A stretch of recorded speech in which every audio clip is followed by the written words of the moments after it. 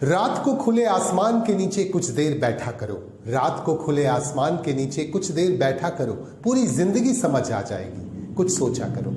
राहत इंदौरी साहब के इस शेर के साथ शुरू करते हैं खबरों का सफर। आप देख रहे हैं खास बात इंडिया, मैं हूं संजय सिन्हा। हमारे पास पश्चिम बंगाल के कोलकाता से एक महत्वपूर्ण खबर आ रही है। पश्चिम बंगाल के कोलकाता में पश्चिम बंगाल राज्य सरकार के अधीन काम करने वाले राज्य कर्मचारियों ने आज जबरदस्त तरीके से विक्षोभ प्रदर्शन किया।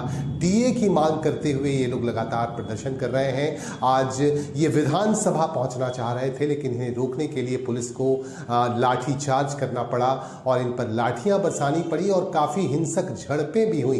कुछ तस्वीरें हमारे पास आ रही हैं कोलकाता से। और आपको यह भी बता दूं कि डीए की मांग को लेकर ये लोग लगातार आंदोलन कर रहे हैं। इनकी मांग है कि डीए में बढ़ोतरी भी की जाए। इस संदर्भ में हालांकि ममता बनर्जी ने कहा है कि कोई भी डीए बकाया नहीं है, लेकिन इनका कहना है कि डीए बकाया है और बकाया डीए नहीं दिए जा रहे हैं। इसे लेकर आज हिंसक झड़प हुई और जबरदस्त तरीके से कर्मचारियों ने आज प्रदर्शन किया।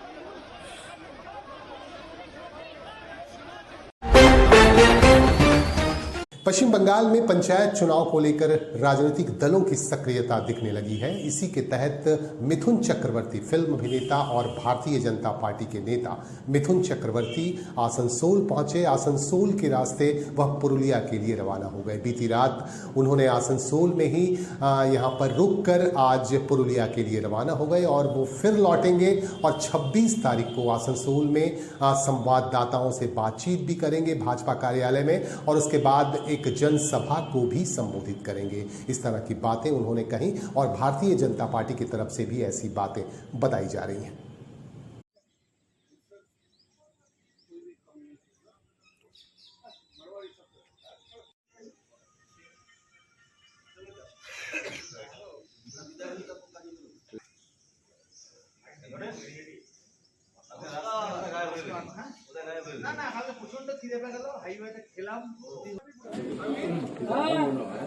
এখন বলার তো কিছু নেই, রাত্রিরে ঘুমিয়ে উঠলাম, খেলাম দিলাম, ওটাই আমরা সেই খেতে ওখানে যাচ্ছি পুরুলিয়াতে।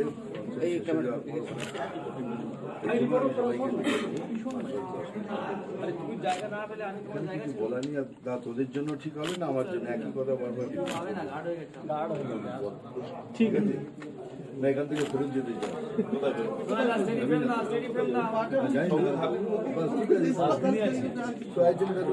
এখন এই মুহূর্তে বেরিয়ে যাবে, 5 মিনিটে বেরিয়ে যেতে হবে। ঠিক আছে ঠিক আছে। ওখানে যখন হয়ে যাবে আমি হোটেলে গিয়ে দেবো, ওখানে খাওয়া দাওয়া তারপরে হোটেলে ফিরবো। হোটেলে ফিরে তোদের যা আছে সবাইকে একটু করে দিয়ে বাঁকুড়া। আর এই রাত্রির 8টায় বাঁকুড়া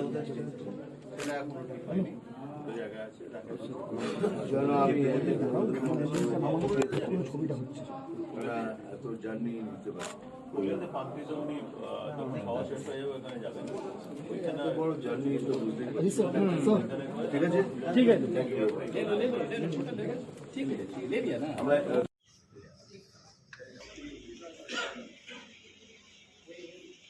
सर सामने तो सामने छोड़ो, हटिएगा थोड़ा सर, একটু সামনেটা ছেড়ে দেবেন सर थोड़ा सामने से हटिएगा। দাদা একটু সামনেটা ছেড়ে हाँ सर, স্যার কিছু বলবেন স্যার?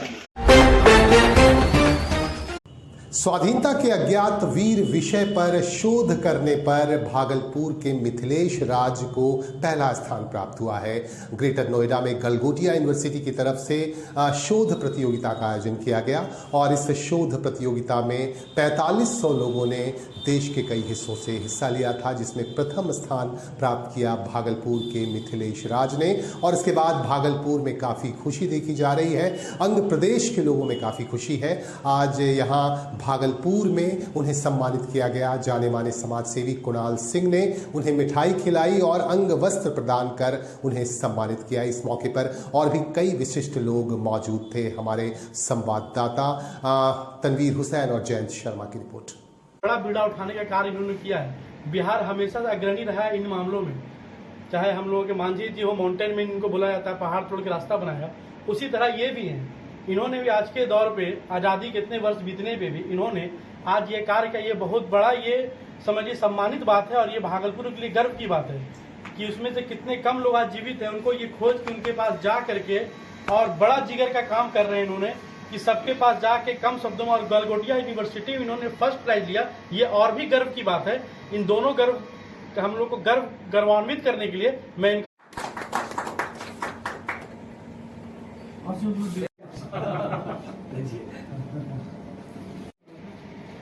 इधर देखिए सभी लोग।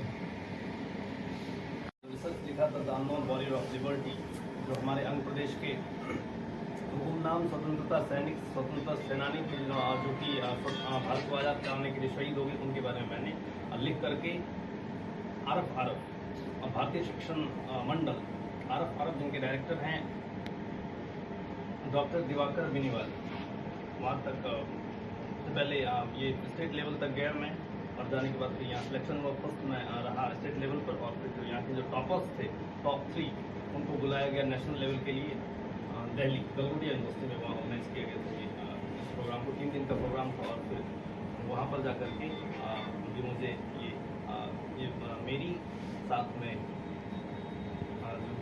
हमारी जो मिट्टी है भागलपुर आंध्र प्रदेश, इसकी खुशनसीबी रही कि मुझे वहाँ सफलता प्राप्त हुई। और एक चीज़ मैं और कहना चाहूँगा कि वहाँ जाकर के जो लोगों का जो जमघट था बहुत अच्छा लगा। जिस तरीके से लोग जानने लगे, सुनने लगे, मुझे खोजने लगे। और फिर भागलपुर आने के बाद फिर जिस तरीके से लोग गुमनाम लोगों के बारे में मैंने लिखा, मुझे लग रहा था कि मैं यहाँ इतने बड़े अचीवमेंट पाने के बाद भी मैं गुमनाम रहा। और मैं I am very thankful to मेरे ब्रदर कुणाल भैया, जिन्होंने इनको इस बात की जानकारी प्राप्त हुई और फिर मुझे सम्मानित करने के लिए ऐसा फैसला। आपने जो रिसर्च किया उसमें कितना वक्त लगा आपको? लगभग 2.5 से 3 महीने लगे। आगे क्या मिशन रहेगी आपका? जी आगे वहाँ पर जो फर्स्ट प्राइज के लिए जो स्कॉलरशिप दिया गया था 1 लाख रुपये, तो अब किसी अभी रैंडमली तो मैंने तैयार नहीं किया है कि किस टॉपिक पर मुझे रिसर्च करना है। तो एक प्रपोजल आरफ को मुझे देनी है और देकर के फिर वहाँ से अप्रूवल आएगा। After that I will start. आगे का ड्रीम क्या रहेगा आपका? महसूस हो रहा है अपने भागलपुर के अंग के गौरव को सम्मान करने का मौका मिला मुझे। इन्होंने भागलपुर नहीं बल्कि पूरे बिहार का नाम रोशन करके आया। और आपका दिल्ली, नोएडा, सारा न्यूज़पेपर वहाँ पर इनका तारीफ का पुल बांधे हुए हैं, एकदम पूरा पटा हुआ है वहाँ पे इनका। कितना बढ़िया इन लोगों ने सम्मान किया। कम शब्दों में इन्होंने अनसंग वॉरियर्स के बारे में इन्होंने जो लिखा है, आंध्र प्रदेश के वैसे लोग, हम लोग आज़ाद भारत में जन्म लिए, आज़ाद मुल्क में हम लोगों ने अपना आंखें खोला है, लेकिन वो जब आज़ादी की जो लड़ाई लड़े उनको उचित सम्मान नहीं मिला, ना उनके लिए कोई उचित, उनको कोई खोज रहा है आज़ाद भारत में। इन्होंने वो कार्य किया। बहुत आसनसोल में रेलवे द्वारा टीयर गैस छोड़े जाने को लेकर आसनसोल के रेल पार इलाके के लोग बेहद परेशान हैं। 24 नंबर वार्ड की पार्षद फलसफी आलिया का कहना है कि रेलवे द्वारा हर रोज टीयर गैस छोड़े जाते हैं प्रैक्टिस के लिए पोलो ग्राउंड में, और इसके बाद रेल पार का जो इलाका है वो ज़्यादा प्रभावित होता है। यहाँ के लोगों में आंखों की जलन शुरू हो जाती है और 20 मिनट के लिए तकरीबन पूरा इलाका, पूरा क्षेत्र जहरीला हो जाता है। और इस तरह का आरोप उन्होंने लगाया है रेलवे पर। उन्होंने कहा है कि रेलवे के आला अधिकारी से वह इस बाबत बातचीत करेंगी। बात करके दीदी इसको रोकने की कोशिश कर रहे हैं। क्या हुआ था यहाँ पर? আরে যখন বাংলা में বলো তো যখন আমরা এখানে পুকুরে কাজ করছিলাম তখন একটা ধোঁয়া টাইপের কোনো জিনিস আসছিল। ধোঁয়া টাইপের আস্তে আস্তে এমন জ্বলন চোখে যে আমার শ্বাস করতে হতে লাগলো, আমি ছুটে ওপরে কোয়ার্টারে ঢুকলো। মানে এরকম পরিস্থিতিতে এগুলো ছাড়া উচিতই নয়। আগে পাবলিককে জানকারি দেওয়া উচিত যে এই টাইমে আমরা ছাড়বো, এই টাইমে তোমরা ঘরে থেকো। এটা তো উচিত নয়, একদম উচিত নয়, এগুলো ছাড়া উচিত হয়নি। এটা একটা ধোঁয়া টাইপের ছিল। তারপরে যখন আমরা পুকুরে কাজ করতে মানে রেডি, তারপর দেখি কিছু যেন আসছে, আর এত চোখের জ্বলন যে চোখ মুখ জ্বালা করতে শুরু করলো, শ্বাসকষ্ট হচ্ছে। কে ছাড়ছে আপনি কিছু? না, এ তো কিছুই পেলাম না আমরা। শুনছি কি এখানে আরপিএফ ট্রেনিং করছে। এই দেখুন, আমরা নিজের চোখে দেখিনি, কিন্তু এটা জ্বলন হচ্ছে। তারপর লোকের মুখে শুনছি যে না, কেউ এটা ট্রেনিং এর জন্য ছাড়ছে। এটা তো ছাড়া উচিত নয়। এটা পাবলিককে জানকারি দেওয়া উচিত যে না, আমরা এই জিনিসটা করবো, তোমরা এইভাবে থেকো। এটা আউটসাইড আছে তো অনেক জায়গা, আউটসাইডেও ছাড়া দরকার এগুলো। हाँ, क्या हुआ यहाँ पर? अभी आधा घंटे पहले कुछ ऐसा प्रॉब्लम हुआ कि सब आंख लहरने लगा घर में।